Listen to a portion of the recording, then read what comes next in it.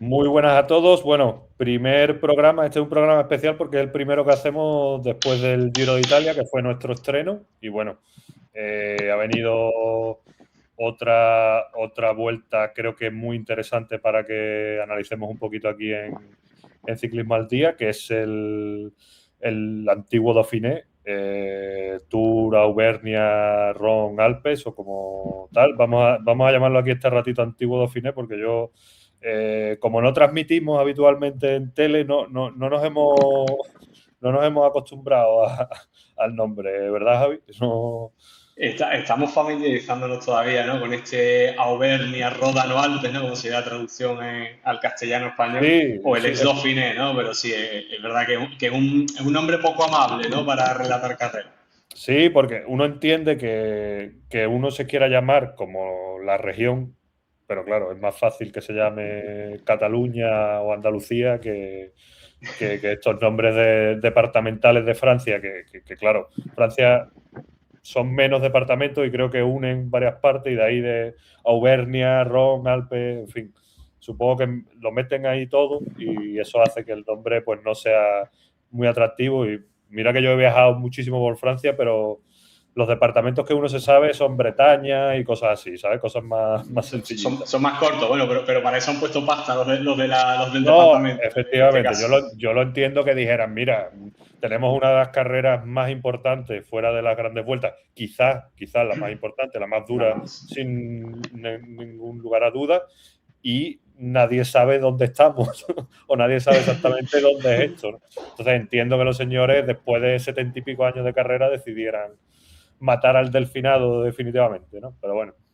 Entonces eso, como hemos hablado antes, vamos a analizar un poquito cómo ha sido la carrera para los hombres principales que todos ellos, o en función de gregario, casi todos, o en función de jefe de filas, van a estar en la Grande Par de Barcelona del Tour de Francia a principios del próximo mes. Así que nada, si te parece, Javi, empezamos con el ganador, con Isaac del Toro, que, bueno, hay que decir que nada, que ha reventado la carrera. Es cierto que su principal rival parecía que tenía que ser Paul Seixas.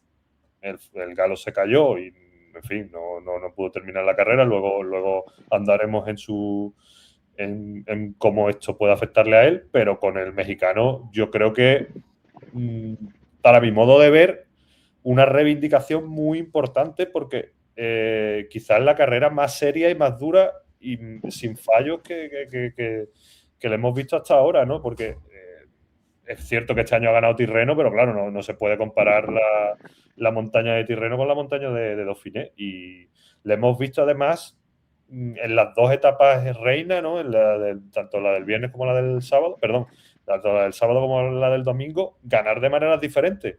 Una esperando, atacó Juan Ayuso y él esperó a su momento, lo cazó y luego le ganó.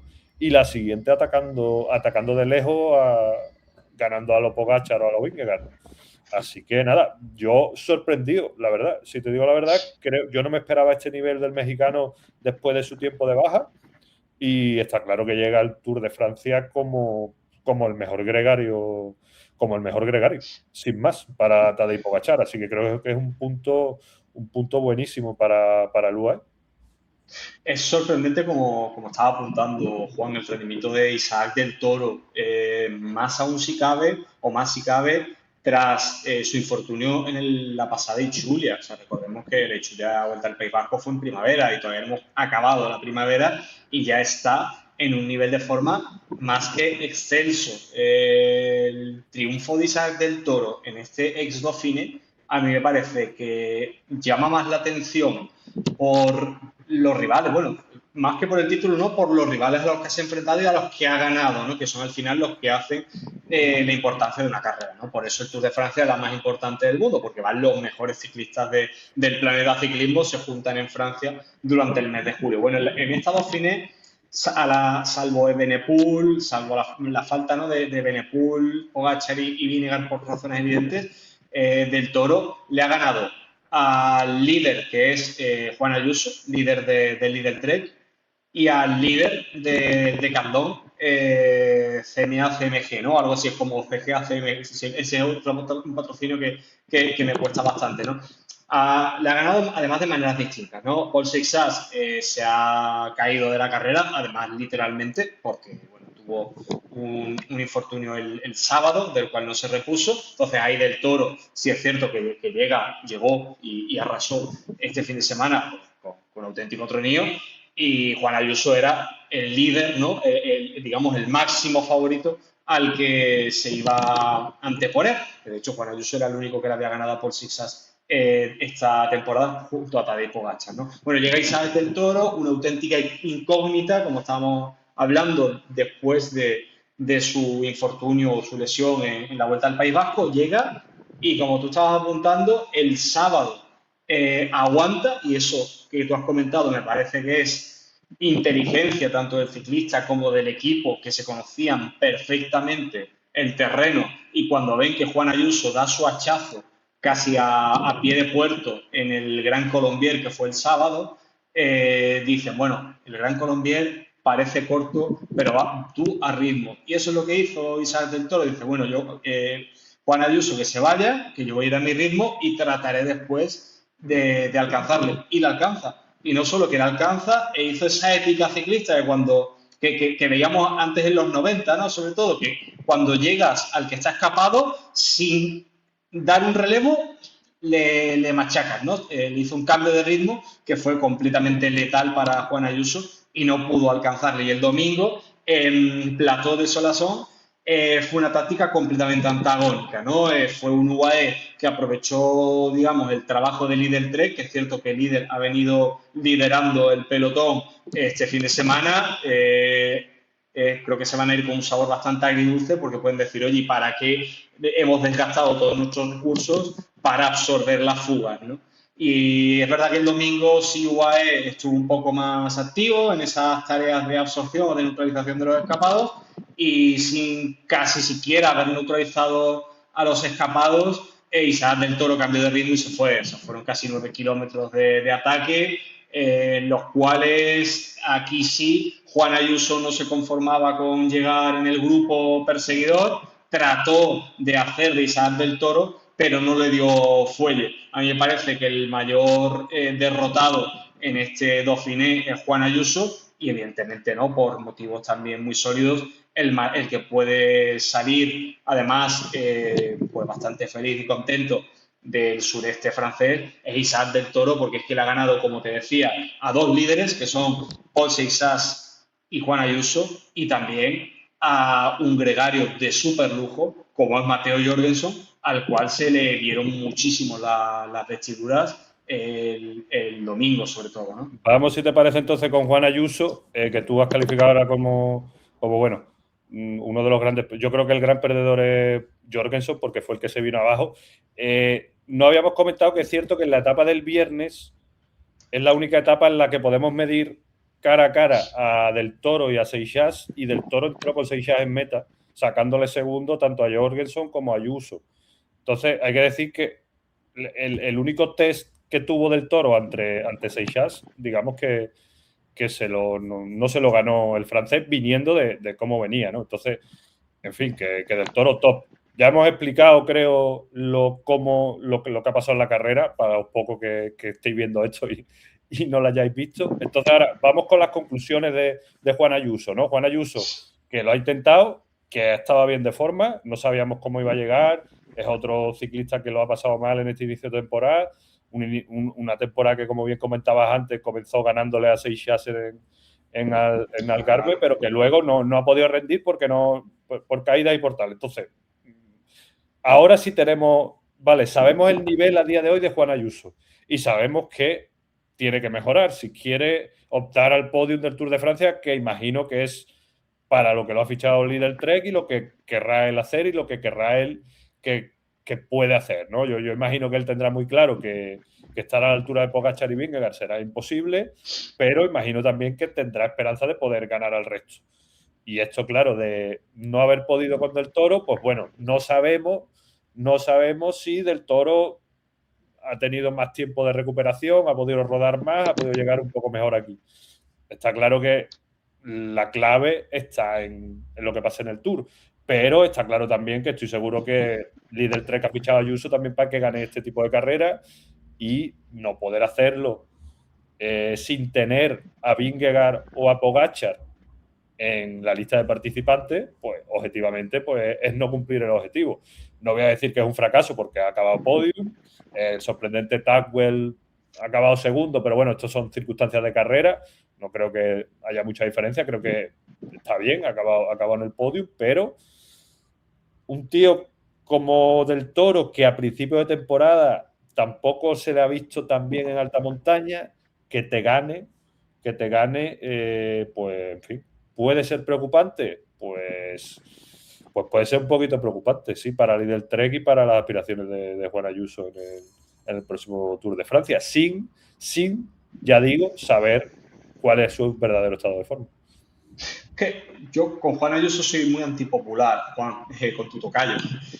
Soy bastante antipopular porque creo que no es un ciclista de 3 semanas. Creo que es un ciclista que se le atraviesa. Es verdad que ha sido podio de Vuelta a España, si no erro, pero no es un ciclista de Tour de Francia y creo que tampoco lo sería de Giro de Italia. De Giro de Italia quizás en algunas circunstancias dependiendo de la Starlist de ese año, ¿no? O sea, Jair Hindley tiene un Giro, igual que Telio, creo que Ganhart también tiene otro. Entonces, dependiendo de la lista de participantes, pues creo que en el Giro podría ahondar un poco más, pero de Tour de Francia me parece que es muy complicado. Juan Ayuso ya va mermado de peso por cuestión fisiológica, porque es un ciclista bastante alto, y luego a nivel de fondo ha demostrado desde su segundo, bueno, hace 2 o 3 años, antes de marcharse de UAE, que las 3 semanas se la atragantan. Bien, ¿dónde se podría centrar Juan Ayuso? Pues creo que en vueltas de una semana como las que gana a principio de año. ¿Que ha llegado un poco exigido al Dauphiné? Pues bueno, si ha llegado exigido al Dauphiné, imaginemos cómo estará para el Tour de Francia. O sea, ya las tareas, si no las tienes hechas al Dauphiné, el Tour de Francia está a la vuelta de la esquina, en menos de 20 días.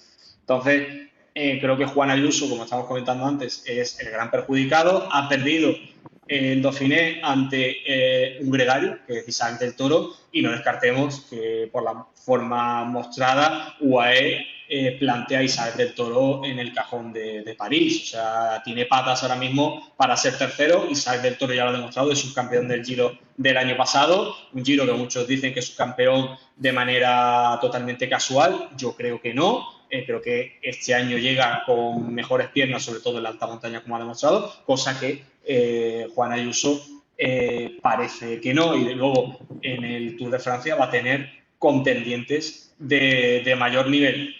Que Paul Sisas quizás después de la caída llega un poco más mermado y por ahí Juan Ayuso puede rascar, pues puede ser, pero creo que en las 3 semanas Juan Ayuso es un ciclista que a día de hoy tiene muchísimo que demostrar, no cree, o sea, tanto él como por aptitudes creo que no va a rendir para estar entre los 5 mejores de Francia, me parece que en los últimos años ya lo ha demostrado.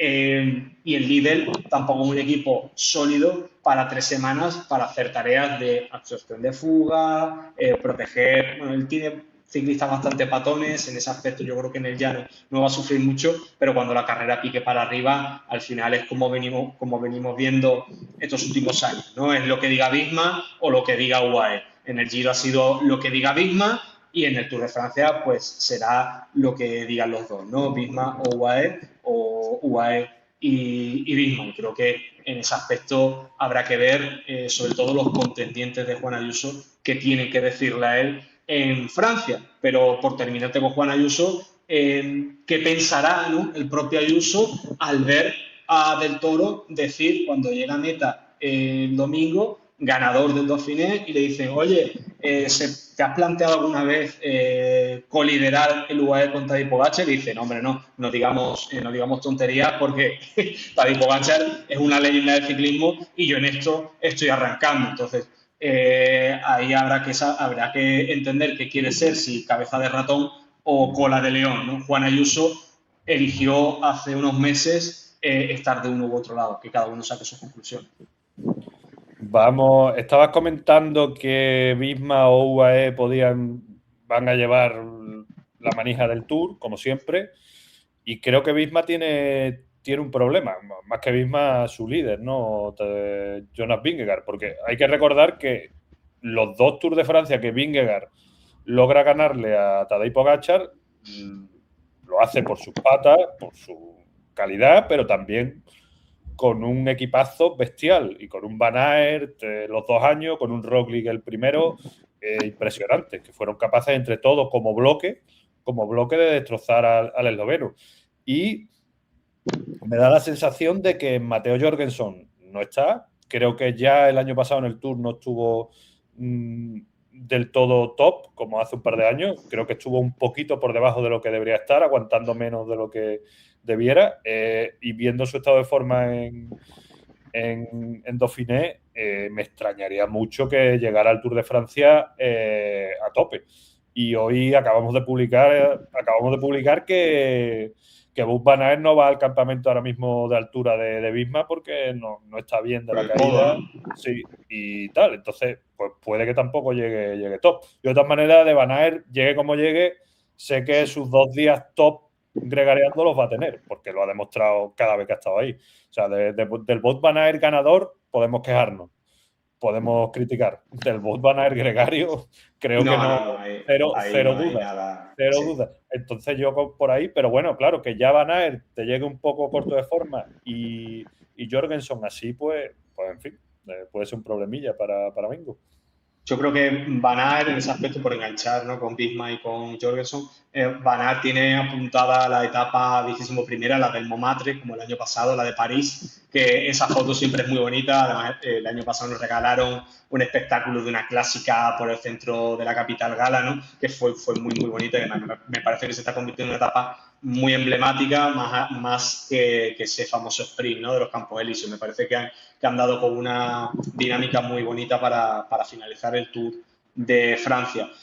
Por comentar lo que comentabas, ¿no?, por comentar lo que estaba avanzando de los Tours, ¿no?, de Vingegaard, ahí pondré bastantes asteriscos. Uno le gana porque se lesionó la muñeca en Lieja-Bastoña-Lieja a Tadej Pogačar, y el segundo parecía que estaba enfermo con algún residuo de COVID o historias varias, entonces no estuvo al 100%. Si estuvieron al 100%, pues los Van Aert que estábamos comentando, y Matteo Jorgensen, que parece que en Dauphiné casi Ben Tulet anduvo más que el propio Jorgensen, ¿no? Ahí Vingegaard lo debería tener claro. Sepp Kuss viene de ser, bueno, como siempre, ¿no? Kuss ha sido escudero ya de varios líderes dentro de la estructura. Es un ciclista que siempre decíamos que daba como un paso un poquito más arriba de lo que el líder podía exigir, porque en montaña siempre estuvo bastante fuerte.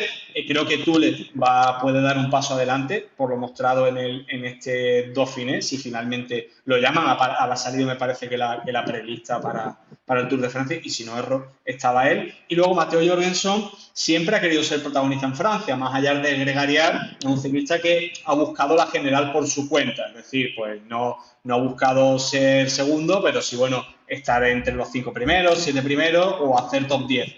¿Este año está para eso? Bueno, pues igual que Ayuso, ¿no? A estas alturas de temporada o en el Dauphiné, parece que no tiene ese rush final que siempre ha tenido el norteamericano. O sea, Matteo Jorgensen es un ciclista que ha pasado muy bien la montaña, pero que después tiene ese cambio de ritmo un poquito diferencial para llevarse una etapa. No ha sido así en este Tour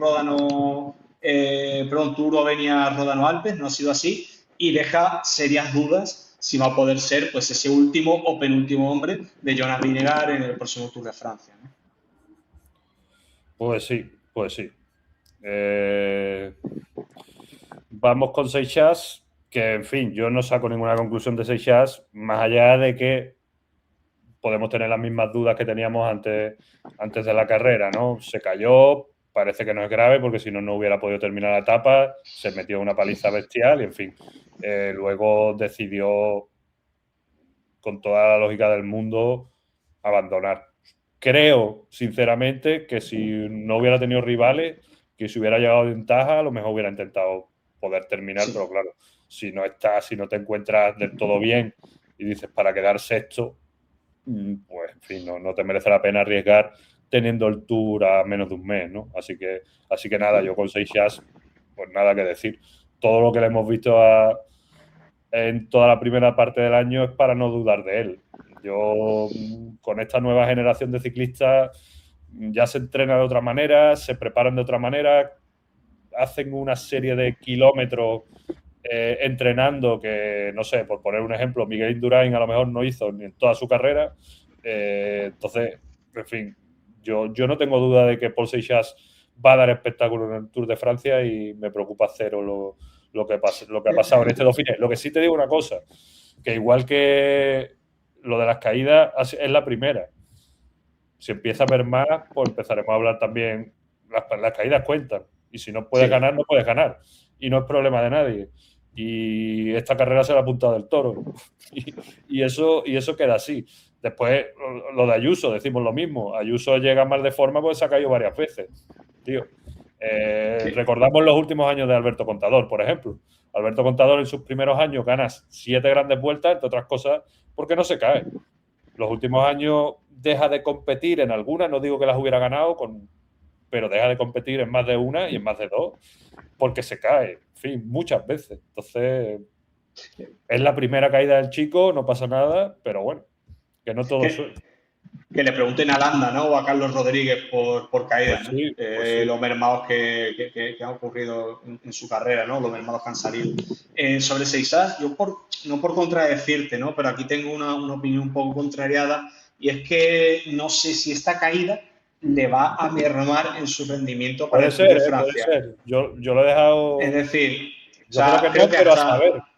Yo creo que hasta el Dauphiné estaba en forma pletórica, me parecía incluso el favoritísimo a llevarse el título el domingo, por lo que estabas comentando, porque además del Toro y él han sido hasta la caída del francés los que estaban como un pasito por encima del resto, y después de la caída yo no sé si es apresurado llevarlo a Francia, ya incluso antes o sea, a principios de año, cuando desde Francia hasta incluso salió Macron, ¿no? Invitando a que fuese al Tour de Francia. Yo ya ahí dudaba de su participación, me parecía un poco ya un peregrino llevarlo, porque o sea, es un chico que tiene 19 años y creo que podría ir todavía paso a paso e ir a una gran vuelta menor como la Vuelta a España, ¿no? Eso se ha acabado, Javi, se ha acabado. Ya. Se ha acabado.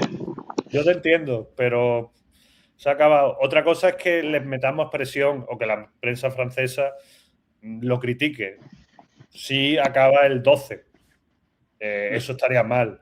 Yo, que salgan todas las portadas, me parece fantástico y súper lógico. Me parecería mal que la gente no esperase que pudiera reventar. Eso sí, yo si va en esas condiciones, por supuesto que creo que tiene que ir. Si va con con presión de quien sea, de prensa, de aficionado o de equipo, pues no, evidentemente que no. Ahora con la caída se abre una nueva puerta, es verdad que no sabemos las caídas, nunca sabemos cómo pueden afectar.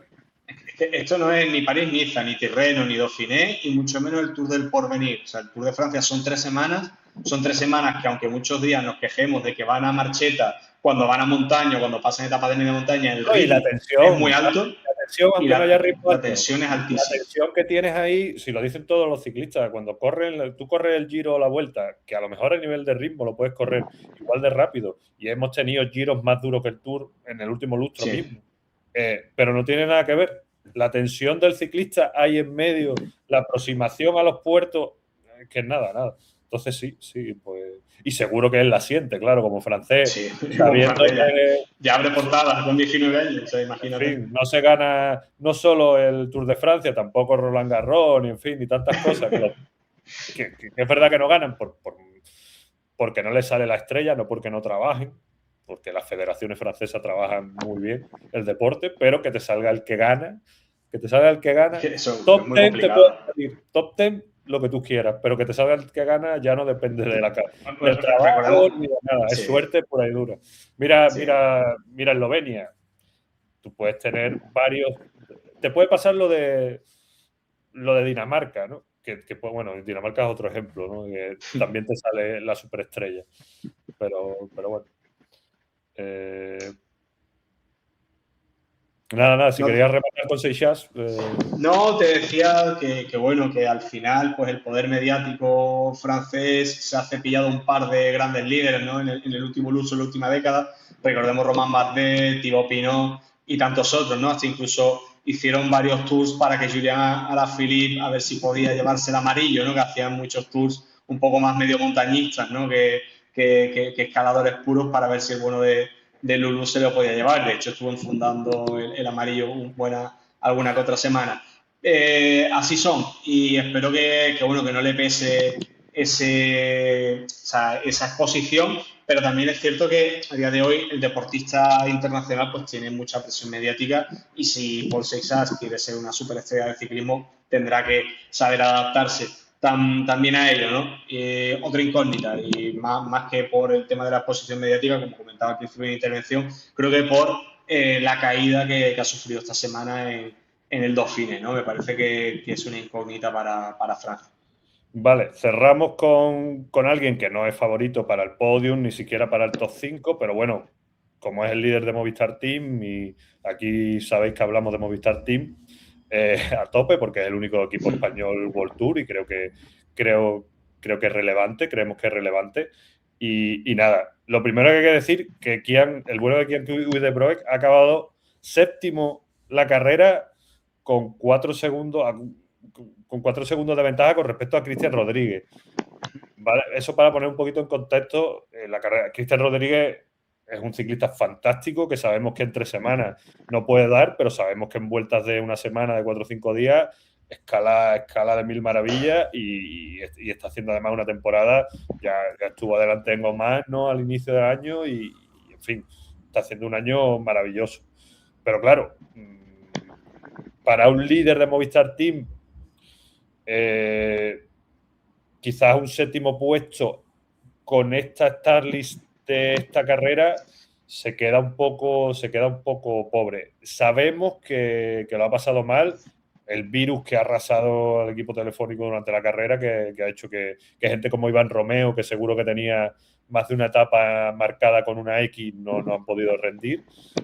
Y él literalmente dijo que pasó muchas horas en el baño antes de las 3 etapas que decidieron la carrera. Entonces, mis sensaciones con el belga, mis sensaciones no son malas, la verdad.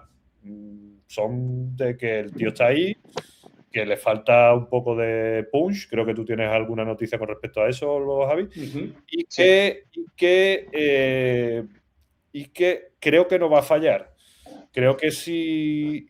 Y que ya tiene experiencia en grandes vueltas, más allá de que Visma el año pasado no decidiera que no corriera en ninguna. Pero si uno repasa su carrera, él ha sido muy estable en todo tipo de vueltas por etapas durante toda su carrera, hasta el final de su época en Visma, la que sí se va un poquito abajo, sobre todo también porque dejan de usarlo, ¿no? Entonces yo lo veo para acabar top 10 en el Tour, no fácilmente, no con facilidad, pero lo veo para luchar por ello. Para luchar por cosas más importantes, creo que va a tener que desarrollarse.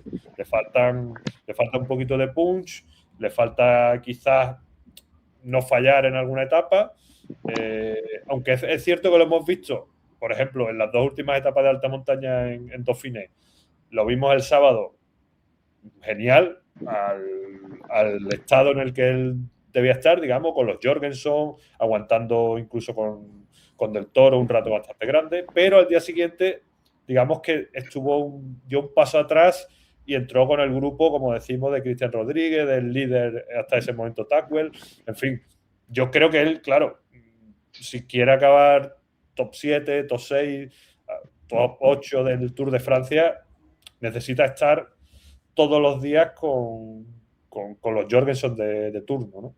Así que veremos. O Porque claro, más, claro. claro, estamos hablando de Jorgensen, criticándole, que al final ha acabado cuarto de la carrera, y yo dando por hecho de que no va a poder acabar top 10 del Tour, y por otro lado estoy diciendo que Kian sí. ¿Por qué creo que sí puede? Porque no va a tener que gregariar, porque no va a tener que hacer nada, va a tener que quedarse ahí, porque va a tener a 2 o 3 tíos de Movistar Team, lo sabemos, toda la semana a su lado, porque Movistar, una vez que en el Giro de Italia fracasó en en la general y ni con Einer Rubio por mala estrategia, ni con Enric Mas por sus patas no consiguió acabar en top 10, estoy seguro que los telefónicos tienen marcado con una X intentarlo con el belga.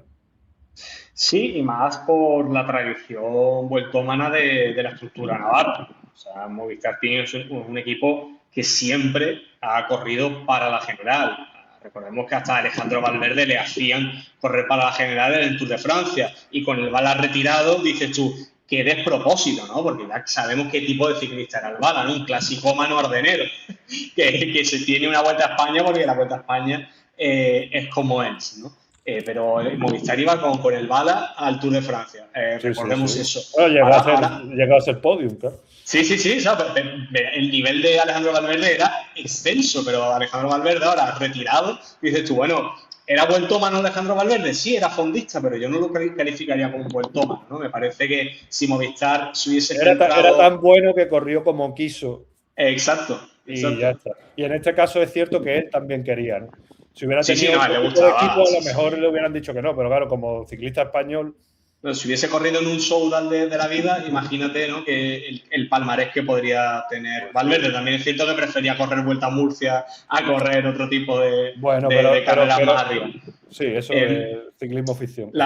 Sí, exacto. Entonces, volviendo a la realidad, algo sí es cierto, y es que Kian Uijtdebroeks a día de hoy es el ciclista más fiable que tiene Movistar Team para una general.